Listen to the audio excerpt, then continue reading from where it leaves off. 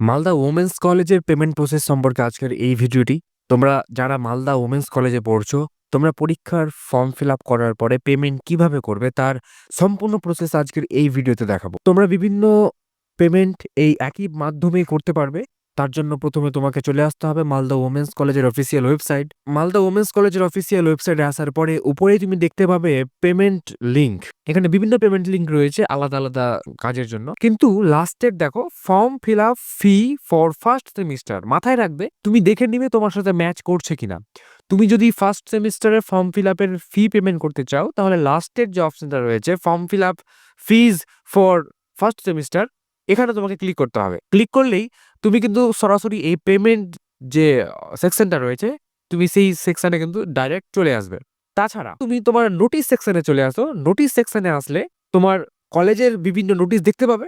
এই নোটিশে দেখো তোমার পেমেন্টের নোটিশ বা ফর্ম ফিল আপের নোটিশ কোনটা দিয়েছে। 13 তারিখ একটা নোটিশ পাবলিশড হয়েছে। এই পিডিএফ আইকন আমরা যদি ক্লিক করি, তাহলে আমরা এই নোটিশটা দেখতে পাবো, যেখানে সমস্ত ইনফরমেশন দেওয়া হয়েছে কত তারিখ থেকে কত তারিখ পর্যন্ত ফর্ম ফিল আপ চলবে, ফর্ম ফিল আপের লিঙ্ক কোনটা এবং পেমেন্ট করার লিঙ্ক কোনটা তাও কিন্তু এখানে উল্লেখ আছে।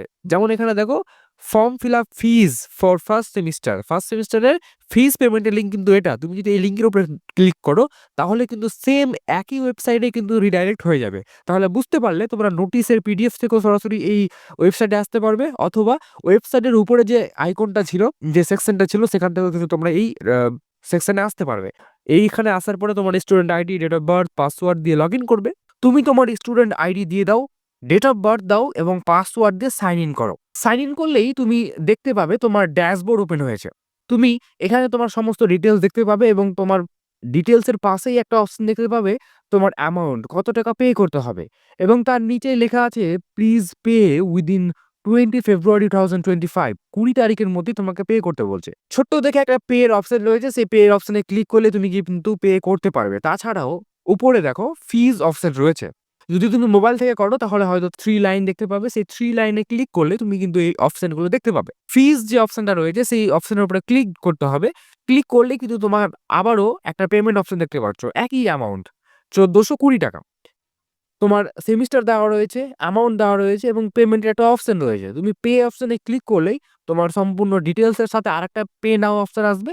এই পে নাও অপশনে ক্লিক করলে তোমার কিন্তু পেমেন্ট গেটওয়ে ওপেন হবে। তুমি debit card, credit card, net banking এর মাধ্যমে পেমেন্ট করতে পারবে। এখানে কিন্তু ইউপিআই এর সুবিধা নেই, তোমাকে ডেবিট কার্ড, ক্রেডিট কার্ড এবং নেট ব্যাংকিং এর মাধ্যমে পেমেন্ট করতে হবে। তুমি যেটাতে পেমেন্ট করতে সুবিধা মনে করো, তুমি সেটা সিলেক্ট করো। আমি ডেবিট কার্ড সিলেক্ট করলাম। ডেবিট কার্ড সিলেক্ট করার পরে তোমার card number, expire date, CVV এবং কার্ড হোল্ডার নেম দেওয়ার পরে মেক পেমেন্টে ক্লিক করবে।